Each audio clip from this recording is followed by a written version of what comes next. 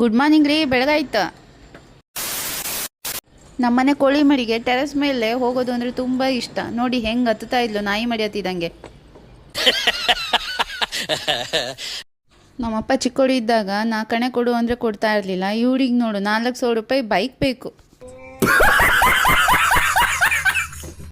ಬೆಳಗ್ಗೆನೆ ಕಾಫಿ ಕುಡ್ದಿಲ್ಲ ಅಂದರೆ ತಲೆ ಓಡೋದೇ ಇಲ್ಲ. ಮೊದಲು ಸರಿಯಾಗಿ ಮಾತಾಡೋದು ಕಲಿ.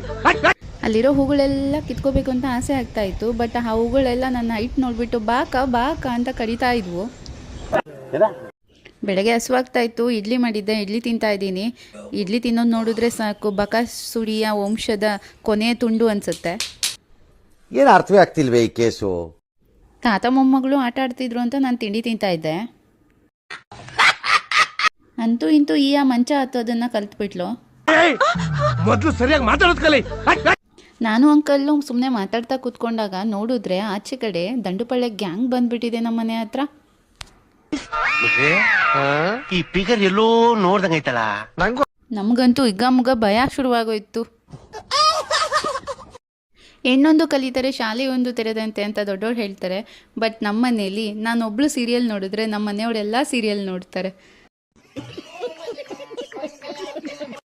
ಹಾಗೆ ಬೇಜಾರಾಯಿತು ಅಂತ ಎಲ್ಲರೂ ಸಂಜೆ ವಾಕಿಂಗ್ ಹೋದ್ವಿ.